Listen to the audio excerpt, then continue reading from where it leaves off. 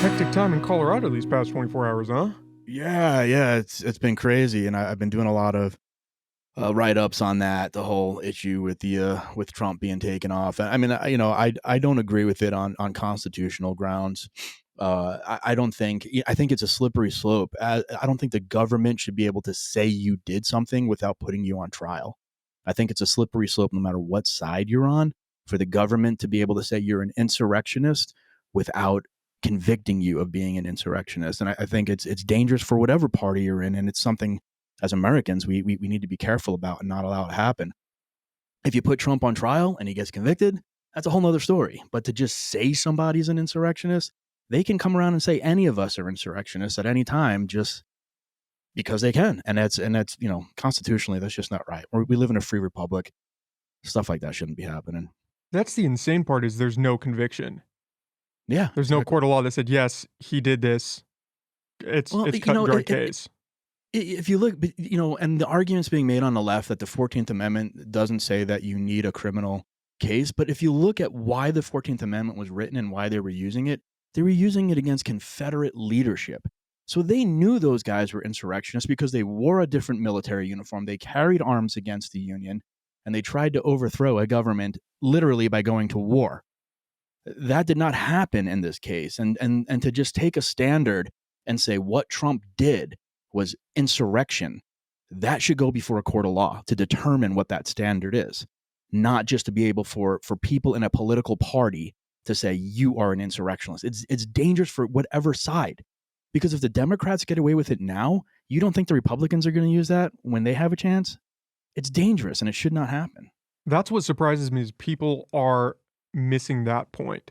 They don't understand that, yeah, you might agree with this use case right now because it's against the guy that you don't like. Yeah. Right. But 4 years from now, what are you going to do? Yeah.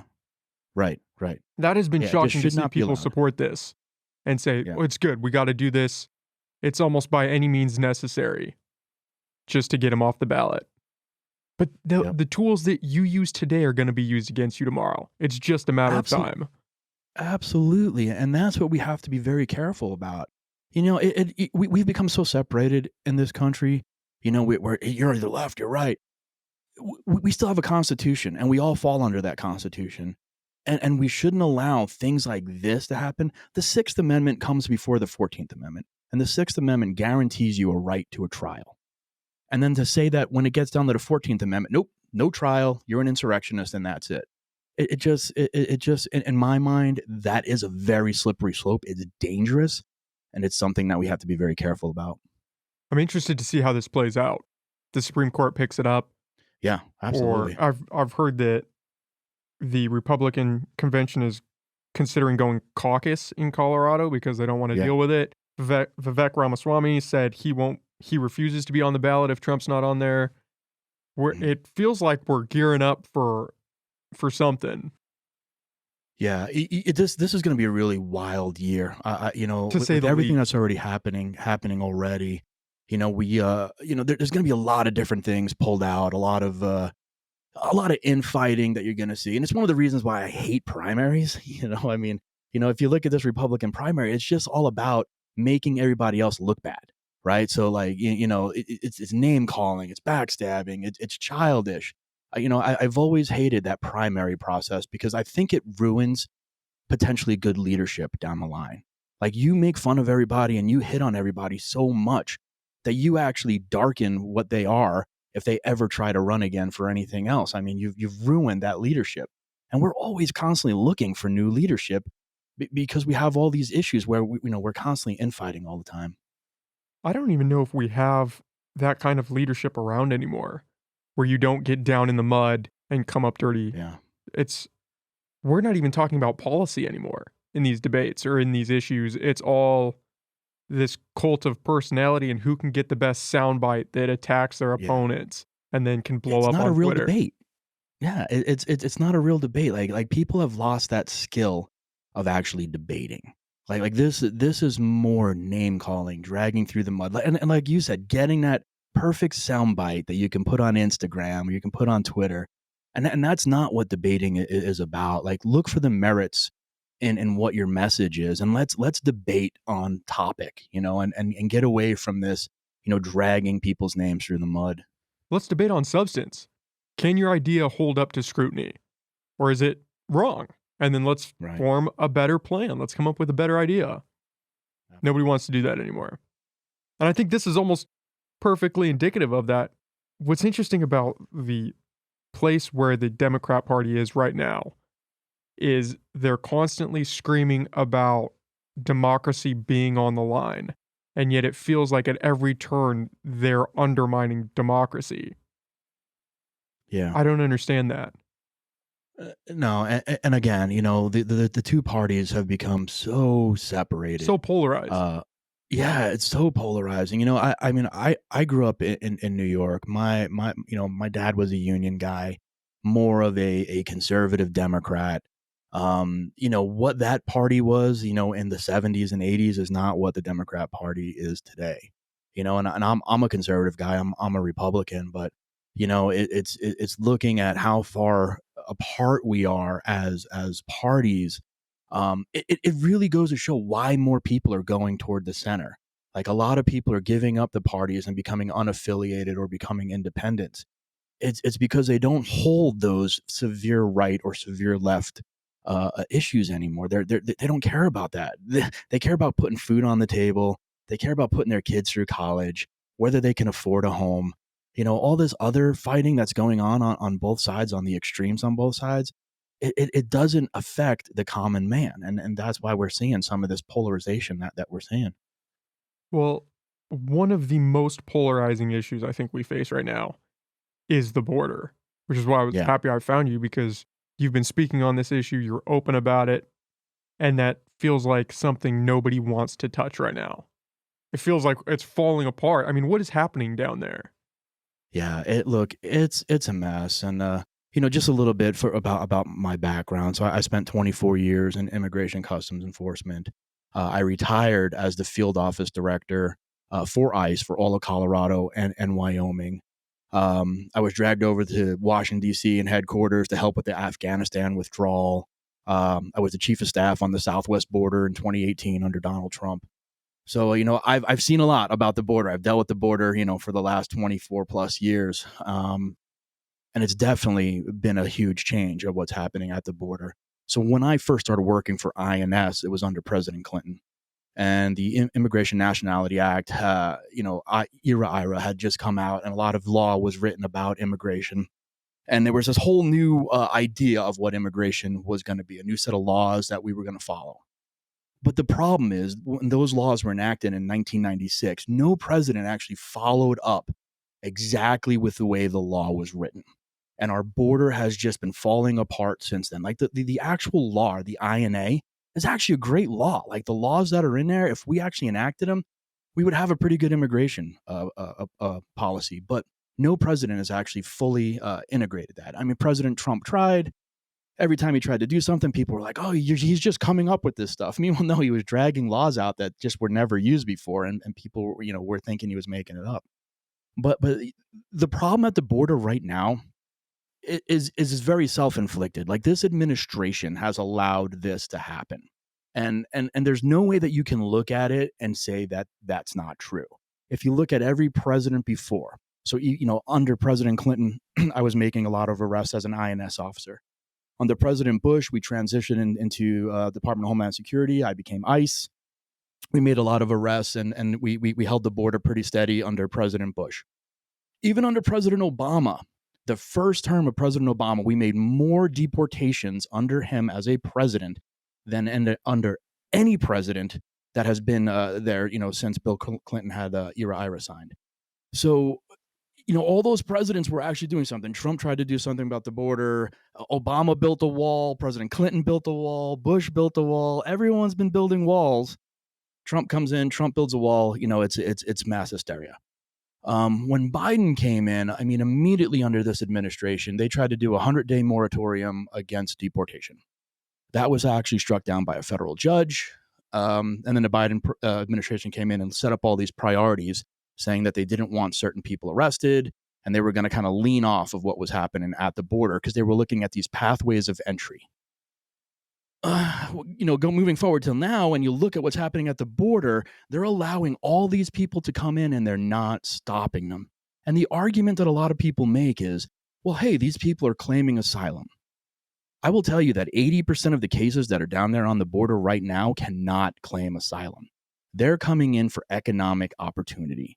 Today, I watched on the news as a reporter was asking some guys from India that had come over why they were here. Initially, they were saying, to work, we want to make money. And then one guy in the group looked at them and told them to be quiet. And he said, because we're in danger in our country. And that was scripted 100%. They're told to say that. They're told they're in danger because they know economic opportunity is not a means to ask for asylum when you come into the United States. And the numbers that have come in are affecting this country. We are allowing so many people, and we're allowing whole cities of people to cross the border. Since the start of this fiscal year, which ended September 30th, so the new fiscal year began October 1st, there have been over 300,000 aliens that have come across the border. That's incredible when you look at that number and say 300,000 people entered into those communities. And since the Biden administration started, there's been over 5 million people that have crossed that border. 5 million. That's incredible. That's the size of whole cities. How can we, here in the United States, the citizens who are taxpayers, how can we look at this and recognize all this money that we're paying into taxes is going to support people that are not legally present here, that have there's no housing for them. They all believe that they're going to get a job, and there aren't these jobs out there for these people. It just leads to a huge problem like we're seeing now. What was the decision with the Biden administration to start leaning off enforcement? If you look at a couple of things that have been signed since the Biden administration has come in, there was a signatory agreement that was signed in Los Angeles about migratory pathways coming into the United States. So it's my belief that this administration really has an open border attitude. They believe that the more migrants that come in is a good thing for the United States. They want to see this change. In 20, I believe it was 2016. President Biden was sitting down with then Undersecretary Mayorkas, and they had talked about how immigration to the United States was a good thing and that it would change the complexity of the United States. Now, when you look at that statement on its value, yes, I believe immigration is a good thing for the United States. Legal immigration. Like, we are a melting pot nation, man. Like we should allow people to come to this country, but it needs to be vetted. There needs to be a certain amount allowed to come in at a time so that it's not chaos. When you have millions of people coming in, it's chaos on our system. Right now, we allow about 1.5 million people a year to come in legally to the United States. We can up that aperture a little bit and allow a little bit more. But when we're allowing millions to come in, 5 million, 1.7 million gotaways probably on top of that. So, over 6 million, 7 million people coming in. It is crushing any systems that are in place in these cities. And you're seeing it in Chicago and New York City, here in Denver, where I live in Colorado. You're seeing it just crush these cities, and what the non-governmental organizations and the churches are being able to provide to these people. They can't provide to them. And if you know that they can't provide to them, they're not providing to us, the citizens, at the same time. Well, you don't even have to look that far. You can look on the streets and you see countless people that are homeless, that are struggling, and then we're just bringing an influx of people in who are also going to be struggling because that's the situation we're in right now. I mean, you look at Eagle Pass, and there was another video that just came out on Monday of an influx, and you have thousands of people just sitting in these little, quarantine zones, and they're just walking straight through the border. It's almost like there's not even a wall there anymore. Yeah, look, there's really not a wall there anymore. I mean, they are just coming in, and they, they're not even being processed right. I'm not trying to call the Border Patrol out, because when I speak, I want people to realize that the Border Patrol is doing exactly what they're being told to do. They are undermanned. The stress that they go through every day. When you come to work and you see thousands of people lined up and you've got to process those people, think of that. Think of walking into your office out there in the field, and on a normal day, you may have 50 people that you process. But now you walk into Eagle Pass and there's 7,000 people standing there.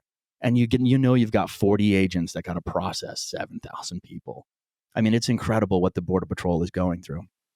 So they've been told to quickly go through these numbers and get them out of these camps, get them into the interior of the United States. So they're doing very minimal vetting. All they're doing is running a criminal history check on them that's within the United States. So they go through NCIC, which is run by the FBI. It's the National Criminal Index Center. So if a person has never committed a crime in the United States, they're going to come up as negative. It's not going to show if they committed crimes in any of the countries that they've come from. Now, that will pop up in the system, but it takes weeks to months for that to show up. And it's usually through Interpol notices saying that, hey, there was an alert in the system, Interpol noticed it, and they're sending over a notice saying, hey, this person was a murderer in Senegal. When did he come through? Well, he came through 7 weeks ago, and we let him go to New York City. So they're not getting vetted very well there. They're also not getting medically vetted to make sure that they're not coming in with diseases or viruses. And this is very important because they're putting them on planes and flying them into the interior of the United States. And God forbid that there's some disease or virus that comes into the United States and then we fly it into the interior. You've seen it on every horror movie that you've ever watched. This is just going to spread through the United States. So we look at the national security of the border. Yes, we have a problem. We can have terrorists coming in. We definitely have criminals and gang members. We've got drug trafficking, fentanyl coming over, killing over 100,000 people a year. But that's that invisible, the diseases and the viruses that are also being introduced is something that we really have to watch out for as well. Yeah, I didn't even think about that aspect of it. You think about crime coming in, and there's almost a kind of hesitance to go down that direction because you want to recognize that these people are just searching for a better life, like 99% of people in the world. Right. They're just trying to find opportunity and build a better life for their kids. But when the border is so porous that you can't check, and I don't think anyone would argue that we need a better pathway to legal immigration.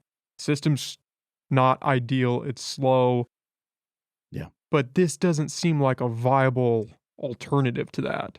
Especially just letting them come in, you're not checking them, and then you're just pushing them into the interior, which I don't understand. So they come across the border, they get that initial check to whatever degree it is, and then they're just pushed out. Yeah, like 80%. So last year, they only expeditedly removed, so deported immediately, 11.9% of the people that came across the border last year. So 11.9 were expedited removed. The issue with that, the ones that were removed probably had prior deportations. They found a criminal history in the United States because they've been deported before, so they'd committed crimes in the U.S. It were easy to just turn them back around and deport them. But it's really not easy to deport people. I mean, a lot of your listeners may be thinking, "Oh, just kick them out, send them back over to Mexico." It doesn't work that way. Like, you have to work with other countries before you can physically send that person back. So you got to contact their consulate. You need to have an interview. You have to get travel documents. You have to set up a flight for that person because you can't just kick people from Africa over into Mexico. Like, they're going to be deported to Africa. So you need to set up these flights. This all gets worked through the consulates and the governments. And then the flight gets set up and say weeks later, the person's deported back to Africa. So it's just not that easy to just deport someone. But on top of that, most of these people are claiming asylum the minute they come over, even if they know that they are not, their asylum claim's not valid. All right. There are certain ways that you can claim asylum. Like if you are a political dissident in your country, if you are, could possibly be killed because you're a homosexual in that country. You could possibly be killed because of the religion you practice in that country. There are certain things that you can say, hey, I'm in danger in my country. I'm claiming asylum. You cannot claim it for economic reasons. And most of the people coming over here that are coming from poor nations, they're not in any immediate danger of dying in their country from their government. They just believe that they want a better life in America because, look, America to me, I mean, it's the greatest country in the world, right? I mean, I'm a United States Air Force veteran. I served the government. I mean, I've had a great life. America is awesome. America also is not just a place you can walk into and get $100,000 a year job and have a $600,000 home. Those things don't happen. It takes a lot of work. It takes a lot of effort, and it takes time. And a lot of these people believe that at America, that like the streets are paved with gold, and I'm just going to make money the minute that I walk in here, and they're not. I feel that this administration has done them a disservice. They're allowing this to fester and all these people to come in, and then they're winding up homeless on the streets of Chicago. They're winding up homeless on the streets of New York, and you don't want to be homeless on the streets of New York, man. That's not where you want to be. You'd probably rather be in Africa than homeless in the streets of New York. Yeah, So that's where we're leading into these problems. I've watched a lot of videos of interviews with migrants who've just crossed the border and are waiting to be processed. Nobody's said anything about asylum. It's all Yeah, they don't know. economic. It's all, oh, I'm gonna, get a place, get some money, and send some cash back Yeah, home. yeah, yeah. Like I've been down at the border 7 times since I retired. So I retired August 2022. Started a consulting firm. Started working with a couple of media organizations, going down there, giving them tours of the border, kind of keeping them safe while they're down there. Showing them around to different border crossing points so they can get good video. And we'd encounter migrants that are coming across the border, and we begin to talk to them. So in September, I went down to Lukeville, Arizona, and Lukeville's had a lot of issues. My consulting partner and I walked into Organ Pipe National Monument. We're going down. We're about half mile from the port of entry, and we run into about 150 migrants from Africa. So not Mexico, not Central America, not South America, from Africa, from Mauritania, from the Sudan, from Guinea. I mean, they were from all over these African nations. So my partner's also retired from ICE. So both of us kind of get back into our old school mode, and we start moving them against the fence line, telling them to wait for the border patrol. But we also start talking to them and be like, hey, where are you from? How'd you get across? And they're telling us the fence line was cut a mile up ahead, and the cartel had cut through and forced them through at that point. So we're asking, how many months has it taken you to get over here? They've been traveling 2 or 3 months. And then we start asking, where are you going to? Oh, we're going to New York. We're going to Chicago. Like, what are you going to do once you get there? Oh, we're going to work for Uber. We're going to get a job. We're going to make money. We're going to send money back home. That's exactly what they think. They think there's this ready-made package the minute that they get in, and it's just going to be all these opportunities are available to them, and then everything's going to be okay. But what winds up happening is a lot of these people are coming in. They haven't seen a medical doctor probably in their whole life. And we've encountered people with open sores, of broken arms, all these things. The first thing they're going to go do is they're going to go to one of our emergency rooms, right? And they're going to get medical care. And who's paying for that medical care? We are, because they don't have insurance. They're not going to have the money to do that. The second thing that they're going to do is they're immediately going to go to these cities, and they're going to be involved in these programs that are then taking those opportunities away from our own homeless, from our own veterans, for people who need, the medical care on the street that are our own citizens. And then they're just going to flood that system, and that's where we start getting into issues. Yeah, it gets problematic because people don't want to hear that. They think that it's this exclusionary principle of, well, we can handle everyone and we can help everyone up, but we can't even help the people that are already here get off the ground. Yeah, we really can't. Look, we took in 85,000 Afghans in 2021. Okay, those were real refugees. I worked on that program. I went to DC. We brought all those Afghans over. They went over to non-governmental organizations. We were able to find them housing immediately, because that was a real refugee program. That's what a refugee program is supposed to be like. Like, it's supposed to be coordinated. This effort is made out. You're able to find them different areas in different states, and you're able to move them out.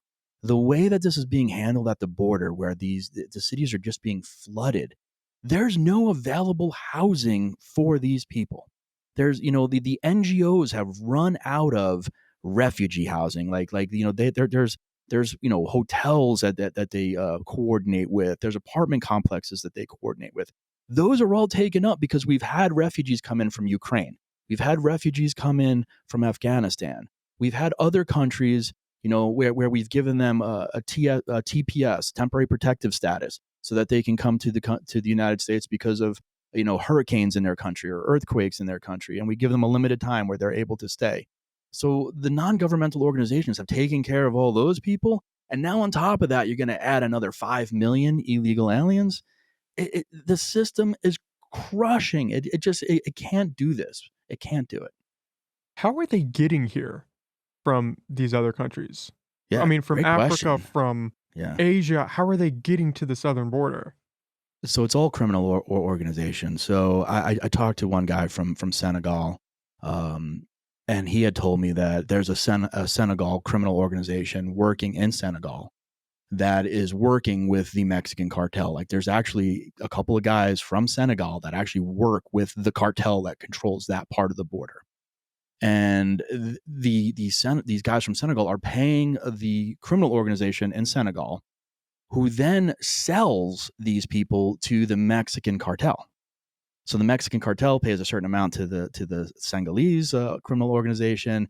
They get these people. Then when they get these people, they charge them a fee to cross the border. So these people are getting charged all the way. The ones that can't afford to pay upfront cash, and that's most of the Africans, they're in debt. They're in debt to these criminal organizations. And that's another thing that a lot of people aren't realizing. So because these people aren't coming in legally, they're indebting themselves to criminal organizations to get through the border. Some of these people are flying into South America because some African countries have a visa program with some of these South American countries. So they can fly legally into that South American country. And then once they get there, they're being transported up through Central America. They go through the Darien Gap. They come up through Mexico, and they're paying criminal organizations along the way. On top of that, there are crooked federal law enforcement and local law enforcement who are taking money from them along the way and robbing them. So, the whole journey is bad. We need to stop it because people are dying on this journey. Women are getting raped continuously. Young girls are being found, and we've had investigations where young girls have been raped 10, 12 times along this journey. Where people are dying, they're falling off trains trying to get here, coming up from South America. It's a dangerous journey because it's being done illegally. And the one thing about people who, if they owe money to a criminal organization, they're going to have to pay that back sooner or later. And if they can't make the money, they're going to turn to crime to make sure that they can pay that debt back. Yeah, you don't want to be in debt to the cartel. No, not at all. The So the videos, cartels, if you start to be in debt, they're going to make you run drugs. They're going to make you take a drug shipment. They're going to make you do something so that they get their money back. Also, the criminal organizations in Africa, they know who these families are of the people who left. So they're putting pressure on the families. So these people that get here, if they can't make money legally, they're going to turn to something illegal to make sure that they can pay off their debt so their families are safe in their country. that was something that was shocking to me, to realize that, most of the people coming across the border now are not from Mexico and not from these South American countries. I think that's the idea that most people have, and has been true for the longest time, it seems like, is that's been the pipeline. And then for whatever reason, within the past few years, it's started to shift. And more so recently, they're coming from countries that are, thousands of miles away. Yeah, look, we've always had a migratory immigration process in the United States. Like I said, I've worked for 24 years for ICE. Every year, there's this migratory pattern from South and Central America where workers come up, enter illegally, make a bunch of money, head back down to South and Central America. Because they make some good money, they go back down there, they're able to pay their bills for the rest of the half of that year, and they do this. We're doing this every year. So we had, we've always had entries across the border. But you are entirely right. What we're seeing now is not just that migratory pattern that we've seen for years, but a pattern of worldwide migration. And we're not the only country that's dealing with this right now. You look over to Italy, you look over to Europe. There's something going on where people are pushing for this migratory pattern to expand and happen. And you can look into conspiracy theories on this. You can say it's all the New World Order, all this other stuff, but it's happening before our eyes. The evidence is there. There's a reason for this. And that we've got to be careful. We got to keep our eyes open, and for me, it's about securing America. Like, I want America to be secure. I want there to be legal immigration, but I want us to be secure so that I know there's a future for my children and my children's children. We in order for America to survive, we need to make sure that we keep America safe. And we're not keeping America safe by allowing to happen what is happening right now. And this administration, Secretary Mayorkas, President Biden, they're complicit in allowing this to happen. We're almost in a perfect storm for this to be going on because that nationalistic idea of having a strong border, people don't want to hear that. The idea that there might be a criminal element coming across, people don't want to hear that. It's taken this weird shift where if you propose any blocking of this current route, you're almost anti-American. That illegal immigration is no longer a thing. All immigration is legal. They just have to get here, and then that's what it is. Yeah, You can't restrict their right to move. Right. Unfortunately, that is a prevalent thought in a lot of people, and I don't buy into that. Look, we are a nation of laws, and in order to not be into chaos, we have to remain a nation of laws. Like, I tell a lot of people that I believe that this administration has created a chaos loop at our border, which means that they're allowing this chaos to happen because it's moving forward into the United States, and it perpetuates. There's constantly chaos, constantly. We don't have a day without chaos right now because of what's happening at the border and what's happening in our inner cities with this mass migration, coupled with our economic situation, our situation with homeless, our situation with opioids and fentanyl and everything that's happened. The United States is constantly in this chaos loop. And unless we figure out a way to get out of that loop, it just continues to grow. It continues to grow and grow and grow. And we continue to get into more problems, more issues.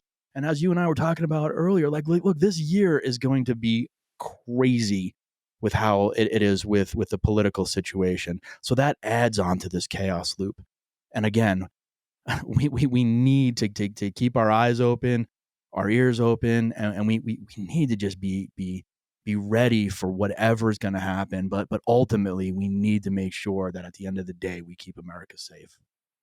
And again, what's unique is that it's not just an American problem right now. Like you said, No, Italy, Europe is going through it. There's some island, I think it's off the coast of Italy, where Lampedusa. so many people have migrated there that they now outnumber the local population by some crazy like 5 times or something. Yeah, which is insane. That is crazy, right? Like looking at that, how can you not, as a person, look at that and go, what is going on? Like for a whole population to be outnumbered by 5 times by people who have migrated illegally just showing into up that country. Yeah, just showing up. And that's happening here in the United States. The amount of people, okay, even if you look at just the gotaways, okay, if you say 1.7 million people got away, Border Patrol never even looked at them. That's 1.7 million. What's the population of Wyoming? Population of Wyoming is like 500,000 people, right? So we're talking about, over 3 times the population of the state of Wyoming has entered the United States, and the Border Patrol doesn't even know who they are. Never vetted them. So you were saying something earlier. You were like, most people coming here just want to do good. And I look, I actually buy into that, man. I believe that. Like, even though they broke a law, they committed a crime by entering illegally, most of them just want the American dream. They want to make money. But if 5.7 million people walked in this country and 1% of them are criminals, just 1%, do we want that? That's like 50,000 people. Do we want that? Do we want that? No. There's no way, man. I mean, if you think that many criminals, even with just even half a percent of that, 25,000 people, do we want 25,000 cartel members wandering the United States? We don't want that. And we have to be careful about what's coming in this country. They have to be vetted. We have to know who they are. Because if you're trying to avoid the Border Patrol right now, when you can just walk up to them and get an asylum claim, there's an issue there. Why were you avoiding the Border Patrol? There's an issue. There's a reason. And if you think 1.7 million people did that made it into this country, that could potentially be harmful to this country, that is a lot of people. And all you have to do is just claim it. You just have to say, I'm seeking asylum. Yeah. You just have to, and it's a couple of words. Border Patrol's going to ask you, why are you claiming asylum? And what they're all told to say is that I'm in fear for my life in my country. That's all they have to say. Because the Border Patrol doesn't do the initial amnesty interview. So once you say that, then you would have to see a credible fear officer. And a credible fear officer is the start of your asylum process. But in the past, what we used to do, if someone claimed asylum, we would put them in custody, okay? And they would stay in custody until they saw the credible fear officer. And that credible fear officer would decide whether that was a good asylum claim or not. If it was a bad asylum claim, they'd move them to the deportation process. If it was a good asylum claim, they'd move them to see an immigration judge, and an immigration judge would make the final determination on whether they could get asylum or not. We only have for immigration 39,000 beds in the whole United States to keep illegal immigrants in. 39,000. That is the limit that's paid for by Congress right now. You can't keep anybody. I mean, 39,000 beds takes up just the criminals. We have that many criminal illegal aliens in the United States. Right now, on the non-detained docket, that is the docket where immigration has, where these aliens are not in U.S. custody. By the government's own records, there are over 400,000 aliens on the non-detained docket that have criminal convictions in the United States. 400,000 that they know about. These numbers are insane, and people need to look at them, and they need to realize we are not safe. What this administration is doing is harming the United States. Do you think people just aren't aware of how drastic the problem actually is? Or it's just easier Absolutely. not to look at it because it's not a million people showing up at once, it's thousands, and so you can kind of turn a blind eye to it? Yeah, no, they don't see it. Unfortunately, and I see it in my own life. So I love reading. So, and I will read everything. I don't care if it's left, right. I just want information. I love information. And I watch CNN as much as I watch Fox. I watch both because I want to see counterpoints of view, and I want to see what one side is talking about over the other side. Most people, I would say 90% of people don't do that. And the thing about social media is it starts to learn what you like, and it's only showing you what you like. So the more you take part in, say, a left interest or a right interest on social media, that is the only information that you are getting at any point in the day. So if you're only looking at left interests on social media, that's all you're being fed. And you're not being told exactly what's going on at the border, and you're being fed this open border interest. If you only look at the right, all you're being told is that everyone coming in is bad, and it's going to go to crap. You need to really look at both points of view. Now my point of view is what is going on is bad, and America is not safe because of it.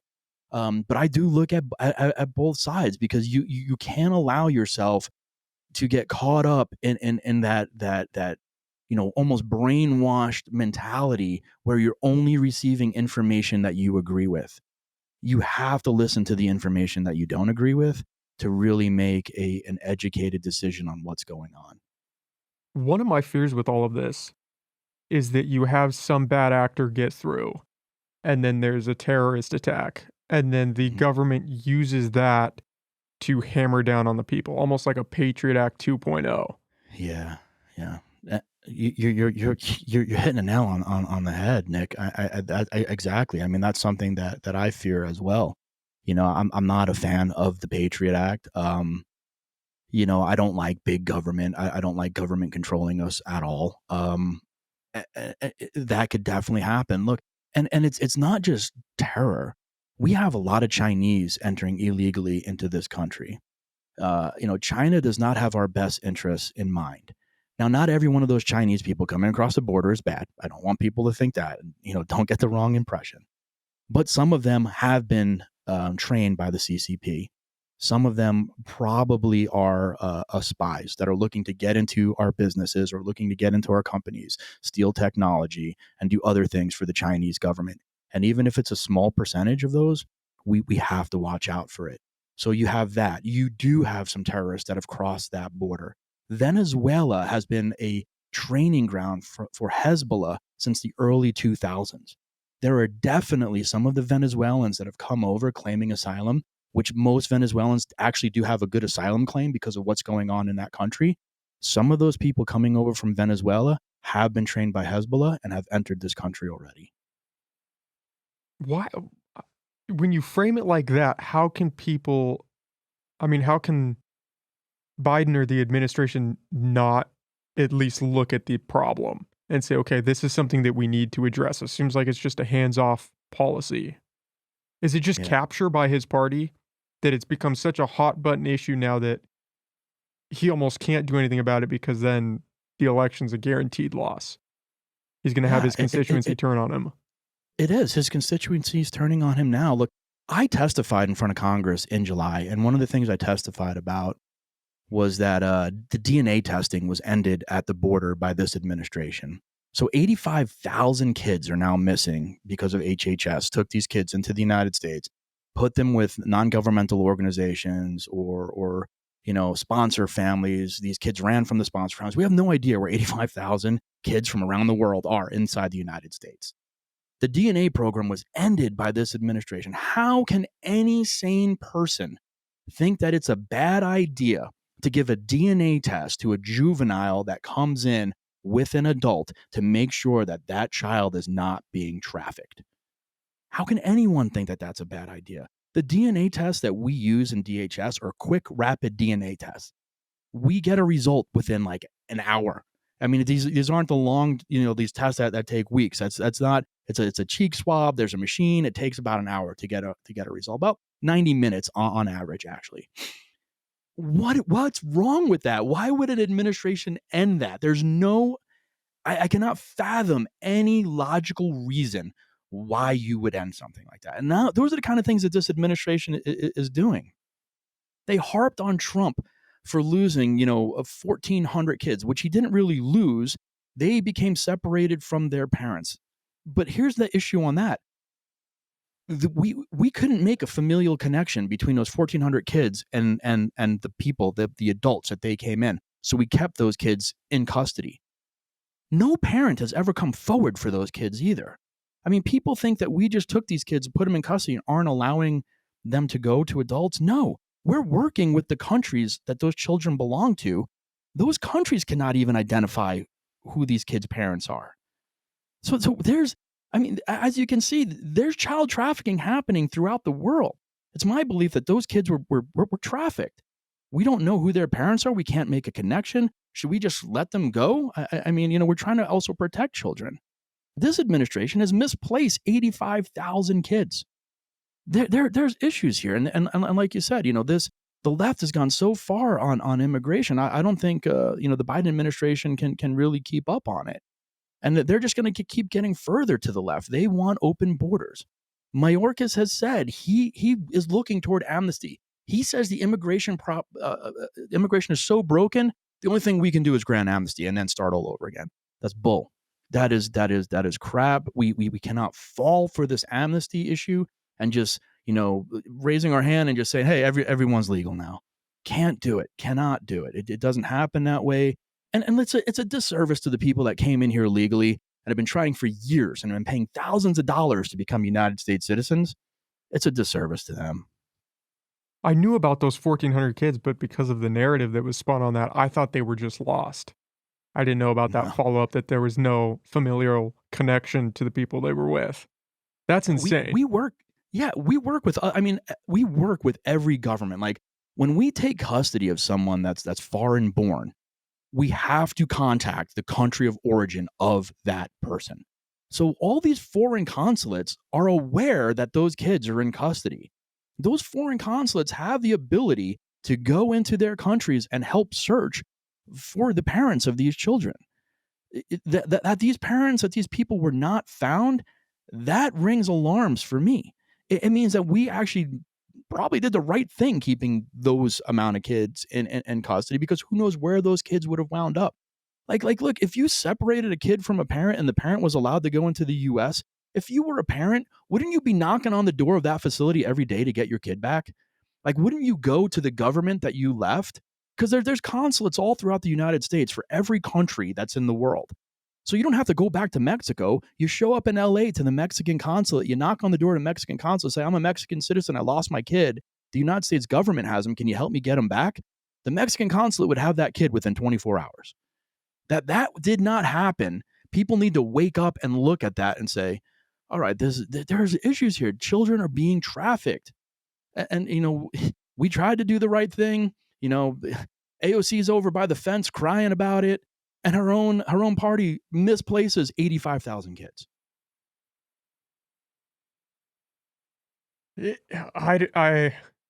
It's shocking. Human trafficking is a real thing. Jeffrey Epstein was a real person, and that's a local case, and people know about that. Imagine all of the people that are out there that we don't know about. And these are kids we're talking about. Obviously, human trafficking is bad across the board, but these are kids that are potentially being trafficked.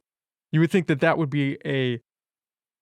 wouldn't be any partisanship in that. That we could say, hey, we want to protect kids, right? Right. We can at least do DNA testing. When they took that out, I saw when you testified before Congress, and it was shocking. I didn't know that was removed.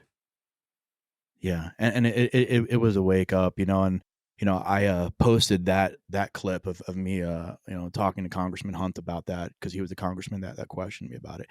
What was really interesting? So I testified in front of Congress. I hold myself out to be a subject matter expert. Apparently Congress did too, because they invited me to testify. So I testified, and there were Republicans on one side and Democrats on the other.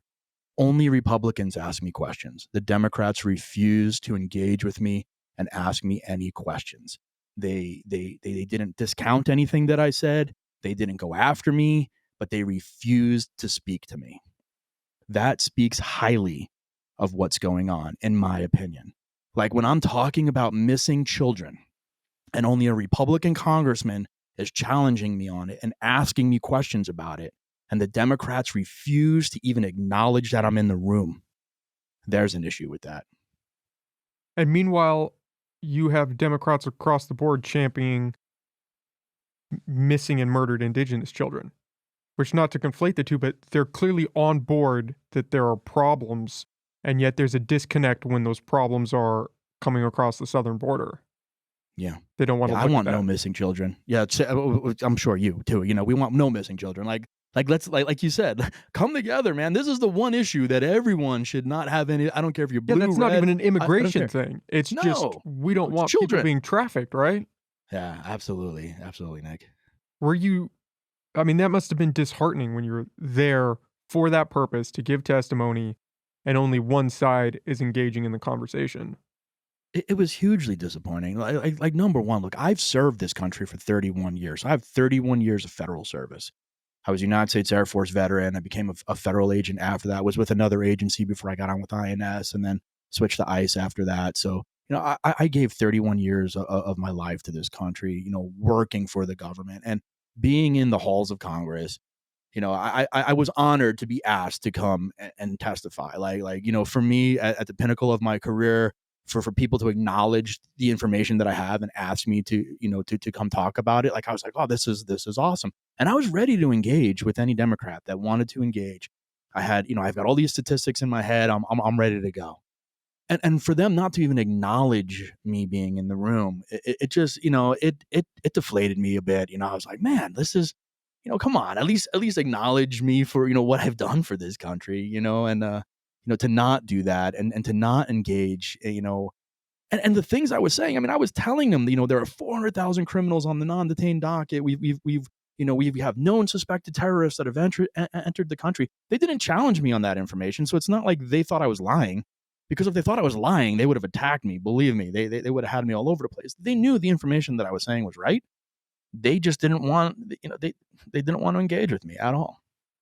What do you make of what Governor Abbott is doing with the shipping of migrants to these sanctuary cities? Yeah, if you look at it on value, you're going to say, this is part of the issue, right? He's moving people throughout the United States. But when you look at it even more broadly than that, Texas has been overrun with illegal immigration. So what is he to do? And most of these people are trying to get to those areas. I mean, they're saying, I don't want to stay in Texas. Get me out of I want Texas to go the to New minute that you York. can. I want to go to New York. And he's facilitating that. And there's issues with that. Like, there's some lawful issues, but at the end of the day, I mean, the guy's got to do what he's got to do, and he can't just allow these people to. They're not going to walk to New York. I mean, they're not going to get on his highways and start hitchhiking to New York. I mean, so when you take safety into it, I mean, he's hiring really nice coach buses. They're not driving on a school bus, with barely padded seats, the ones that you remember, from when you went to school. No, he's hiring coach buses, and they get movies and they get food, and it's a safe journey to where they're going. Um but we should not be acting like this. I mean, we should not have this happening where a governor of a state has to make a decision. Hey, am I going to aid in human smuggling and trafficking by helping these people get to this city? But really, he's got no other option. What other option does he have? And I've said this, I tell people, debate me on this issue. Tell me what his option is. And people can't come up with a logical, they don't know what to say, because he obviously can't let just 5 million people just roam around Texas trying to figure out how to walk to New York or Chicago, because, it ain't happening. Whether you're for the policy or against it, the one thing you can't argue is that it has been effective at waking up these blue cities Yeah, to the extent of what the problem actually is. I mean, you have the mayor of New York, Adams, saying this is unsustainable, we're being crushed. You have the mayor of Chicago calling it a problem. It's easy to be a sanctuary city when you're not up against the border and you're not actually Yeah. having to deal with the issues phase on. Yeah, I am against sanctuary cities entirely. I think that they got up there under Trump and beat their chest and said that they were sanctuary cities because they weren't getting the numbers that they're getting now. Virtue signaling. Yeah, they virtue signaled big time, Nick. And now that they're stuck, they are a border state. Every state in the United States is a border state right now. And now that they are a border state by virtue of everything, being bussed into them or flown to them, all of a sudden they're in panic mode. But it's not just the politicians. Look at the people protesting. So in Chicago, you've got Black Americans who are up in arms and saying, man, we have tried to rise to the top here in Chicago. We've done everything that the politician, has asked us to do to make our communities better. And then we watch these illegal aliens come in and get all these benefits and get a leg up on us, and and be moved into our communities. And and in New York, you're seeing the same thing with people in Manhattan going, we pay into this. We don't want this, and we're paying our taxes for this. You're cutting back on law enforcement to pay for these people to stay in these hotels, and we're being robbed blind. The crime is up, and our taxes, we don't want our taxes going for this. So you're seeing people start to rise up. It's not just the politicians crying to their own administration. You're seeing groups of people rise up and say, this is not how America is supposed to work. This is not supposed to be happening. And yet still it's not enough. Even in the case of Texas, No. where you have them putting up cantina wire, it seems like the administration is trying to cut their legs out from under them by cutting the wire, by telling them to take down those buoys that they have out there. It doesn't seem. Yeah, It seems like every step they take, they're taking 5 backwards.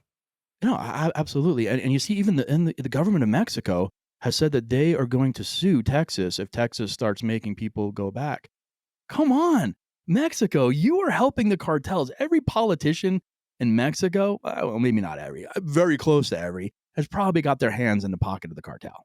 Okay, I mean, they know what's going on. I watched as the cartel cut the fence line in Lukeville, Arizona, moved 200 people through that fence line, disappeared, and then the federal Mexican law enforcement showed up, sat there for 5 minutes, and then moved on. They weren't there when the cartel was there. They showed up after the cartel was there to say that, hey, we came by, and then they disappeared.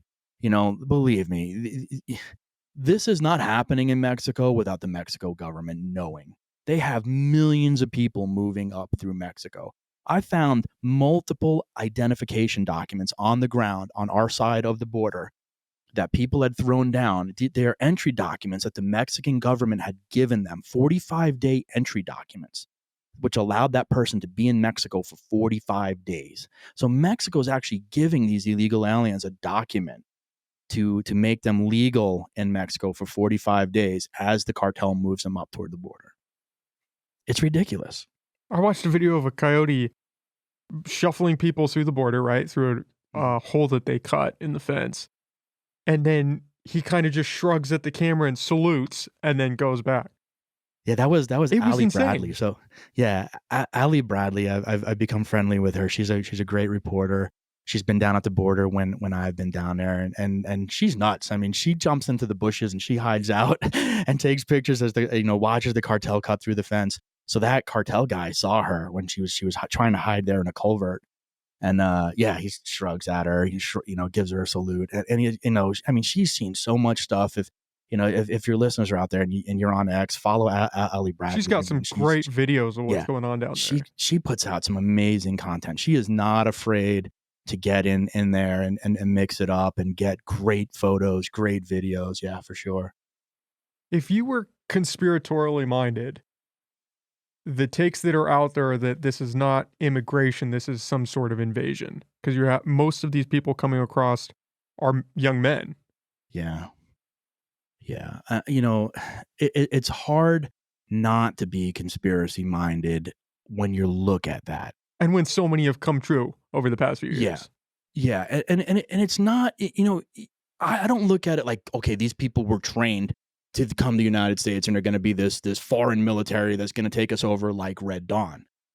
But it's a vast changing of our culture super quick by people who are now being put into a position where they have nothing.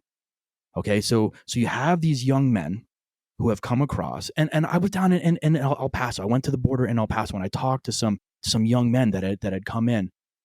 They had no money left.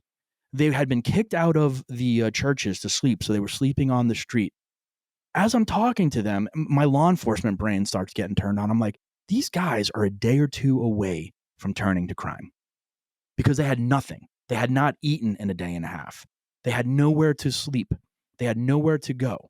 So when the cartel walks up, because the cartel is in the United States, when the cartel encounters these guys in the street and they see that these guys are homeless and have no money on them, what do you think the cartel is going to start asking them to do? Hey, deal some dope for us. Go out there and sell some fentanyl, sell some heroin. We'll make sure you get some money in your pocket. We got a house that you guys can stay in. The 5 of you guys, come here. We got an apartment that you can stay in. Come stay in this apartment, deal dope for us, make some money. You can get to the next state that you're going to. And it happens all the time. It happens throughout my career. I've arrested young men like that they wound up here. They had nothing and they turned to crime because they had no other option. And when we have millions of young men coming in here and they have nowhere to go, no jobs, no house, they're going to get frustrated. And you've seen it on videos on X and everywhere else of they're already fighting. The South Americans are fighting with the Africans for resources, because they're all in the same NGO location being housed by a church, not enough resources. People start fighting. We are a powder keg right now. And the more people we continue to allow in, the less resources we're going to have.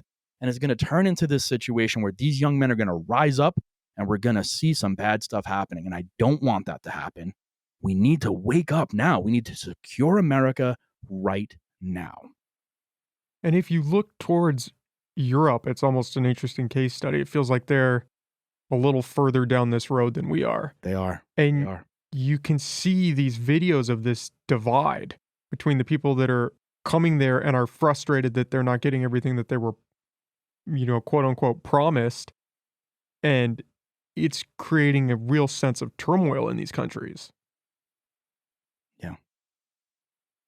Yeah, absolutely. I mean, you can look over Europe and see what's happening, the riots that have already happened, the issues that are happening, the areas that, some of the illegal migrants have turned those areas into their own, don't even allow local police into those areas, the rapes of young women.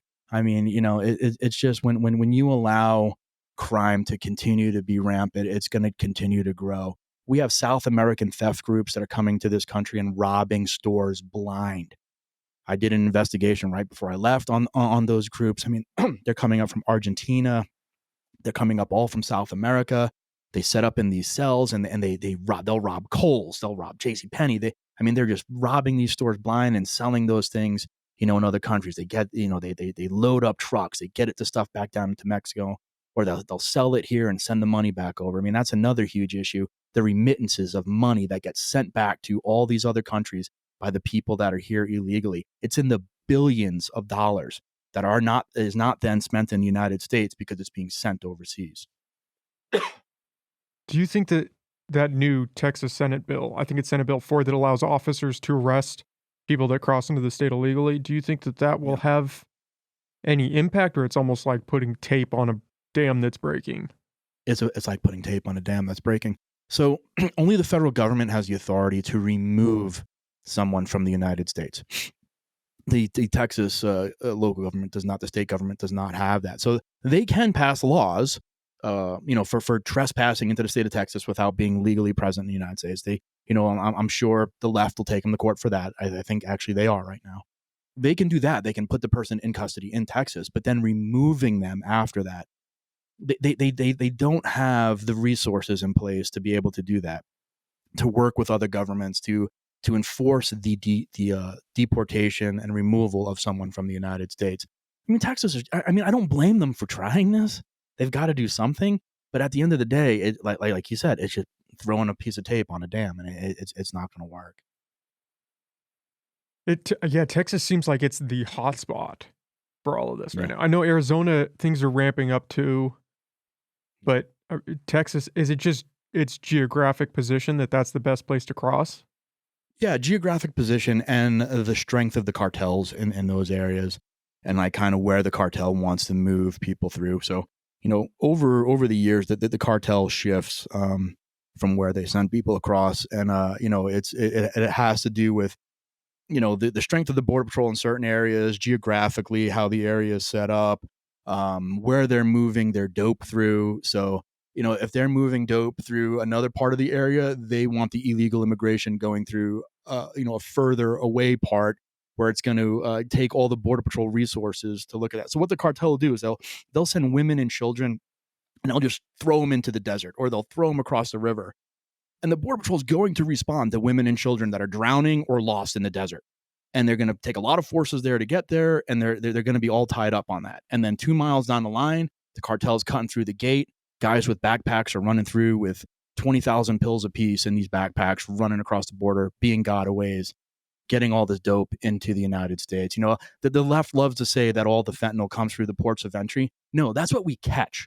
We catch the most amount of fentanyl through the ports of entry. We have no idea how much fentanyl gets in with the gotaways and the underground networks and everything else on how fentanyl's coming into the U.S.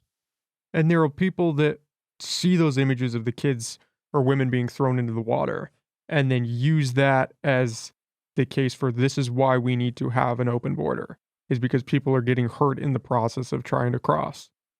No, this is why we need to combat the cartels and make Mexico actually, do something about it. Mexico is definitely complicit in what's happening. Like, I don't go to Mexico for vacation. I tell all my friends not to. We shouldn't be supporting Mexico, because Mexico does not have our best interest in mind. They're allowing the cartels to do what they're doing. And, for me personally, I just don't feel like spending my money in Mexico. It's an issue. The cartels are running that border. They're making billions of dollars a year on human misery, human smuggling, human trafficking, sex trafficking. 100,000 people a year are dying of opioid overdoses here in the United States. Over 70,000 of them are from fentanyl. The Mexican cartels are getting that fentanyl from China, creating the fentanyl pills in labs in Mexico. They get the precursors from China, and so they're able to create their fentanyl however they want it, and then sending that over the border. They do send it in large loads through the ports of entry, but they're also sending it on backpacks, stuffed in tires, like, spare tires in cars that are coming across, or they're bringing it across the border at the reservations. I mean, there's all sorts of way that they're smuggling fentanyl in that's not coming in through the port. Why was this not as big of an issue under Trump? Was it just because of Title 42 and the deportation aspect where you had to wait in Mexico before coming across? A little bit. Trump also would put everybody in custody. So under Trump, Trump had 52,000 beds at the height of the Trump administration that he got paid for. And he was willing to put everyone in custody for as long as he needed to make sure that they, had their credible fear interview and were removed if it wasn't good credible fear. Or he was making them remain in Mexico until their hearing. So there was consequence under Trump. There's no consequence under the Biden administration. They know that most of them, over 80% of them, are not going to go into a detention setting. They go into a processing center, which is, they're in detention for 3 or 4 days while the Border Patrol is processing, but then they're out on the street. So they're not going into long-term detention, so there's no consequence there. They're not being made to remain in Mexico, so there's no consequence there. The notices for them to appear in front of an immigration judge for their first hearing right now, a couple of months ago, I did some research on it. It was 3 to 5 years it was taking to see an immigration judge. Today, I heard that someone received a notice for 2031 to see an immigration judge.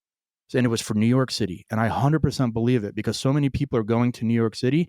That court docket is going to continue to rise. So, we're talking about 9 years until you see an immigration judge. That is ridiculous. That's crazy. We can't allow this to continue. That's crazy. So obviously the agents at the border are swamped. Are there any resources being thrown to monitor them while they're here, even before they go to see those hearings, however far out they are? Yeah, so there's enforcement removal operations. That's ICE in the interior of the United States. They're the ICE agents in the interior. They're not HSI. HSI deals with a lot of other transnational stuff and custom stuff. But there's a unit called ERO, Enforcement Removal Operations. They don't have a ton of officers, maybe 6,000 officers nationwide. And they are their job is to enforce the immigration law in the interior of the United States and remove criminal aliens from the U.S. as expeditiously as possible. But right now, because of all of these cases coming in, the Border Patrol is having these cases come in and they're telling them to report to the nearest ICE office to continue your processing because the Border Patrol is doing very limited processing.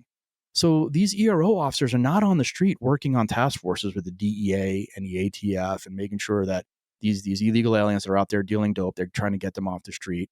They're in the office just writing up and processing people. And I mean, from the border to the interior of the United States, our law enforcement agencies are not being used for what they should be used for. They're being used for the wrong things. And again, they're not keeping the American people safe. Are you disheartened by this, where you've dedicated so much of your professional life to working on this issue only to have it seemingly implode? Yeah, so I was the director of Colorado and Wyoming, and I could have stayed till 57. The job was awesome. I loved the agents that worked for me. I loved the job, but I could not work for this administration anymore. I was telling my agents that they had to go down to the border on detail, and they were coming back to me, and they were like, "Hey, boss, this is horrible. We're going down there, and all we're doing is waving people in, coming back here to the Denver office, and then processing them here at the Denver office." And I couldn't look at myself in the mirror anymore and be a leader and tell people to do something that I didn't believe in. So, fortunately for me, I had, over 30 years in, I was 50 years old. I had the opportunity to retire and I took that opportunity. And then I got pissed off at myself because I retired and I felt like I gave up. Right. So I was like, man, I need to get back into this. So I wound up getting on a board for the National Immigration Center for Enforcement. It's a board that is trying to get enforcement taken care of in the United States and having the immigration law actually enforced. So I became involved with that board. I got involved with another consulting group, the Complete Solution Group, and we've been going down to the border, taking a lot of video. And so I started getting more involved. And then I started getting involved in politics of it too. So I'm actually going to be running for Congress here in the state of Colorado, in the 6th district. For me, I retired. I got in, at home, and I was like, man, this fight's not over, and I need to continue to be in the fight. So I'm gonna do that. I got back to I retired and got back to work. I think I'm working harder now than I actually was when I have so many different hats that I'm wearing right now. But it's something that has to be done, and I appreciate you for having me on and trying to explain this. I think it's very important. And I'm just trying to get the word out. People can think, I'm a right wing lunatic. They can say whatever they want to say, but I'm just going to give you the information. And all I can tell you, if you're listening to this, research it yourself. Go look at Ali Bradley's, photos on X or videos on X. Look what Bill Malusian's putting up. Look what Anthony Aguaro's putting up.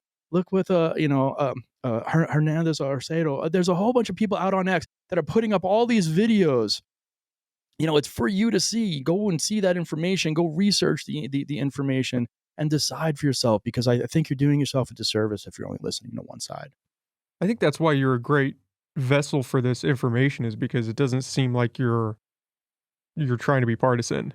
It seems like I've listened to some of your other talks on other podcasts and stuff and your interviews, and it seems like through most of your career in government, you tried to be nonpartisan and just deal with the facts. I never attended one political meeting when I worked for the government. I refused to, because I believed as a leader that I needed to be nonpartisan. When I work for the government, I'm working for different presidents. Like, I'm going to take the orders of that president, right? So I needed to be nonpartisan. I didn't hold myself out to be a conservative or a liberal or a libertarian. Nothing. I worked for the government. Now, when I got out of the government, I have conservative values, so I lean more that way. But again, even being a conservative, you can still open the aperture and look at what's going on. I want immigration. I don't want to end immigration. I'm not a nationalist. I'm not. I loved going to naturalization ceremonies when I was a director and seeing people from other countries put up their right hand and swear their allegiance to the United States, watching tears flow down their face because they made it after being in the U.S. for 10 years and they earned their citizenship. And even now, I mean, it brings goosebumps up on me, that's worth seeing. That's what America is about. And that's the America that I want to get back to. Yeah, that's the nuance that we've lost. That you can be pro legal immigration and anti illegal immigration. Yeah. It's you're either pro immigration in all forms, or you're some nationalist that is needs to be locked up. Yeah. Why is this not a problem at the northern border? Why does that seem to be? It is. No, it absolutely is. So my business partner, John Martinez, he actually worked the northern border for part of his career when he was with Border Patrol.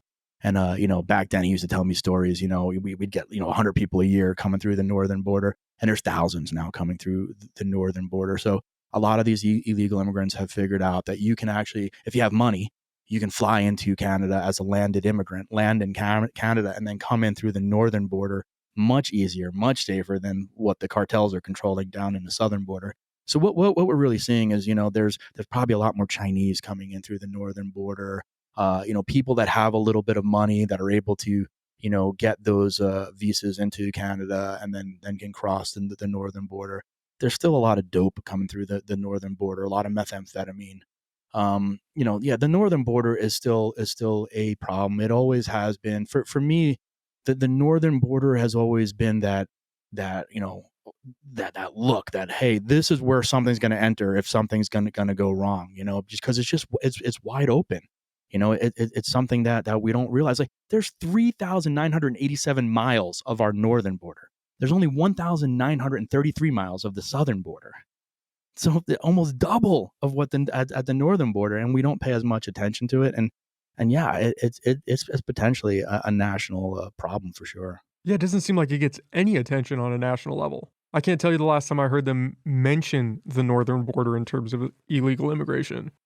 Yeah, and there definitely is. Like, just in Maine recently, there's been some illegal grows of marijuana by Chinese criminal organizations that have been growing marijuana, black market marijuana in Maine, and then moving it into Canada.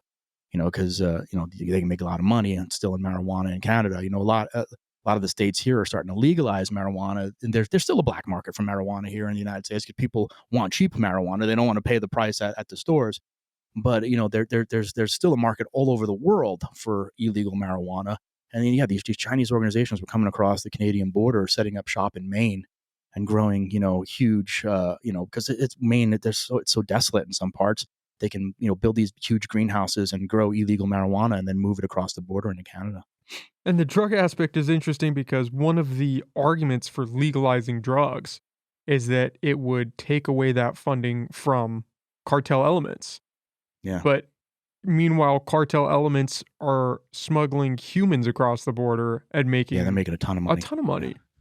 Yeah. And it only changed what the cartel was moving. So marijuana, in the 80s, the cartel was moving truckloads of marijuana. They were using container ships, to move marijuana. And then marijuana became legalized through a lot of, the United States. And they weren't making as much money because it takes a whole truckload for them to make a profit on marijuana. With fentanyl, you can fill up a backpack halfway and make a huge profit on the amount of fentanyl that was in that backpack. Like I can fill up a soda can and tape the soda can, somewhere on my body and move that much fentanyl, pure fentanyl, into the United States and then cut it into pills and make a huge profit. So the cartel recognized this. They recognized that they could use drones, fly a drone over into the United States filled with, a kilo of fentanyl and make a huge profit off of a kilo of fentanyl, where they had to move 10,000 pounds of marijuana to make the same profit. So the cartel realizes this, and then they realize that they can make $1 billion, billions of dollars off of human smuggling, and that's what they're doing now. Well, and with human trafficking, it's not great to think about it this way, but that is a resource that doesn't diminish because Right. you can bring fentanyl in, but it's a one-time use thing. Whereas if you bring a person in and you're selling them, Mm-hmm. the resource doesn't go anywhere. You just keep selling them out. Yeah, and they're making more of the money up front with the human smuggling. Bringing So a them lot of people here. are trying to pay the cartel right away because they don't want to owe them, right? So they're giving them that money right away. With drugs, the cartel's got to send the drugs into the United States. The drugs have to get sold to another person who's going to sell it.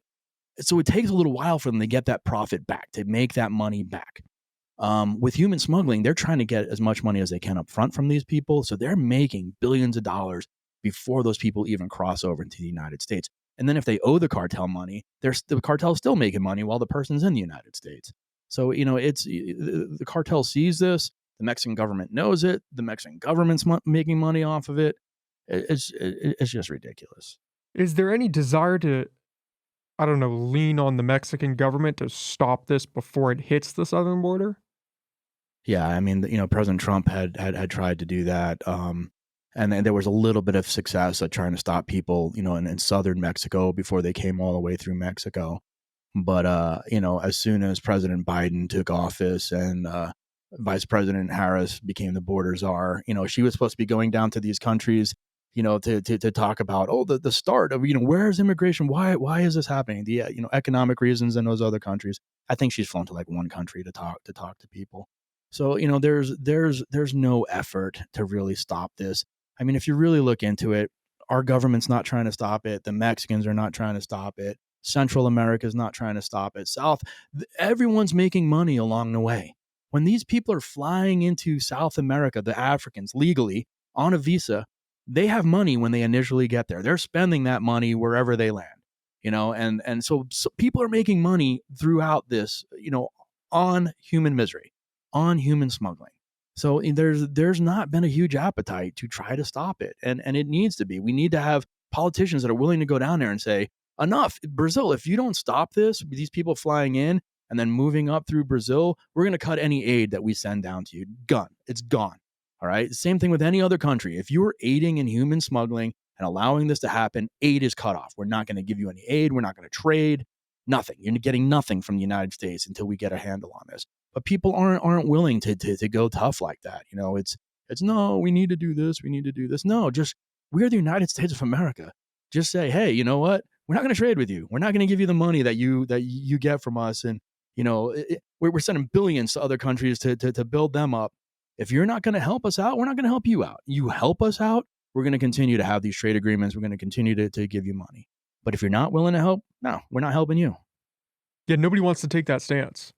No, And it's no. ridiculous when you take into account the amount of foreign aid we give, the amount of money we've just given to Ukraine over the past few Yeah, years, yeah, that we don't have any resources to throw at this problem and stopping it.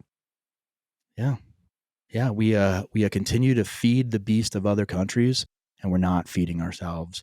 We're not reinvesting in America. We seem to be investing in everybody else, but we're not reinvesting in us. And you can see that the United States is starting to have this decay.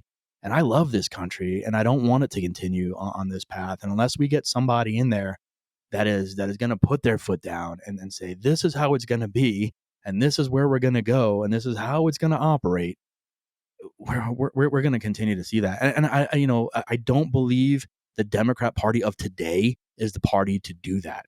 I believe the Democrat Party of today is the party that wants open border, that wants amnesty, that doesn't want us to have a border patrol on the border, that wants to have less law enforcement.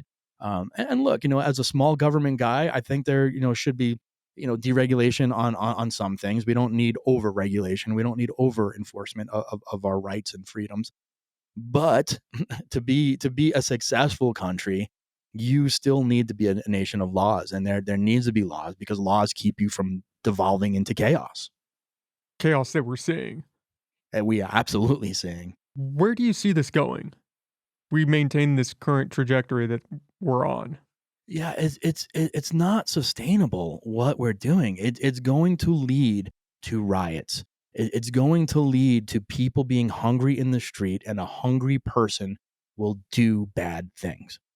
Any of us will. I mean, any person that is put into a situation where it's your life over situation, you may take that opportunity to do something you would not normally do. And we've opened that situation up to occur by allowing all these people to be here. The homeless population, even here in Colorado, I drive a couple of miles from my house, and there's a reservoir, Cherry Creek Reservoir. There are dozens and dozens, I mean, at least 30, 40 tents set up outside that reservoir of homeless people sleeping there. Where are they getting food? Where how it's winter in Colorado right now. I mean, the nights are getting down pretty cold. It's not the coldest. Usually, January, February is the coldest for us. It's about to be sub-zero temperatures. How are those people going to survive? And people do bad things when it's about survival. But we've allowed that situation to occur, and it didn't have to happen. It didn't have to occur. This administration could have shut down the border. This administration could have redirected more money to our own homeless population. It's funny that California was able to clean up when a communist dictator came into the United States, and they were able to clean the streets from all the crap that was laying around and get rid of homelessness and tents for the 3 or 4 days that Z was here. But they don't do anything on any other day. And I'm tired of seeing that. Like, the NBA came here to Denver last year, and there was a big homeless population in City Park. That homeless population disappeared when the finals were here in Denver, and you just see this happen all over the place. When I went down to El Paso was a mess. And then President Joe Biden visited El Paso. Do you know what they did? They cleaned the streets. They moved the homeless population. The immigrants that were sleeping in the streets outside the churches, they moved them 10 miles away from where he was going to be. They bust them out of the area. They had cops and firefighters cleaning the streets of El Paso so that when Joe Biden got there, he saw a clean area and no illegal aliens. It's wrong. This is The Emperor Has No Clothes. Like, if you read that book as a kid or read it to your kids now, that is that story. Why are we hiding these things? Why are we making these illusions? I don't know where we're heading. I don't know where we're about to go. But if we don't get our heads out of our butt, this is going to be a bad situation. And I can tell you this. I can tell you this. You've got to see it for yourself, man. Open your eyes. If you're out there, you're listening to this, and maybe you haven't thought about it, and you hear something that Nick or I are saying, and you're like, man, maybe I should look into it. Look into it, man. The resources are out there. The information is out there. And if you can't find it, go see it with your own eyes. Go to your downtown and see what's going on. Go take a drive. Get out of the comfort of your suburban community, if that's where you are, and go take a look. Take a look at what's going on in your communities. If we don't do it, if we don't stand up and say that we're going to make a change, then we're just going to let this country go down. And I'm not willing to do that. I don't think Nick's willing to do that. You shouldn't be willing to do that either. Do you anticipate that if Biden were to win in Mm. 2024, that the rate of increase in this just continues? Yes, absolutely. I don't see any other way that it's not. I really don't. I don't think he's the leader that we want or need for the United States at this time. And I'm not willing to for our values to turn more toward that socialist, open border, amnesty for everyone attitude. I don't think the United States can survive that. We're in an interesting time, a scary time. If this conversation shows nothing other than that, is we're struggling for real leadership. Yeah, absolutely, we are. Absolutely. I'm gonna try to be a leader. We'll see as I run next November. But yeah, we do need good leaders in this country. Just free, regular thinkers, man. Like Common when our sense founders thinkers. made, yes, when our founders created the Constitution, they didn't mean for every lawyer to be, in Congress, right? So sometimes it just takes hardworking men and women that have built something, in their lives and who are read and understand. You don't have to have a master's degree. You don't have to be a lawyer. You don't have to be a billionaire to be in Congress. I think our founders meant for normal men and women to be in Congress. And I also think that they didn't mean for them to sit there for 30 years. When I started running, when I started my campaign, I signed a document that said that I would hold to only staying for a few years, for 6 years if I make it into Congress, and that I want term limits. Like I would vote for term limits if term limits came up. So, because I believe in that, I don't believe that what we have in the political process right now with people staying in congressional positions and Senate positions for their life, I don't believe our founders meant for that to happen.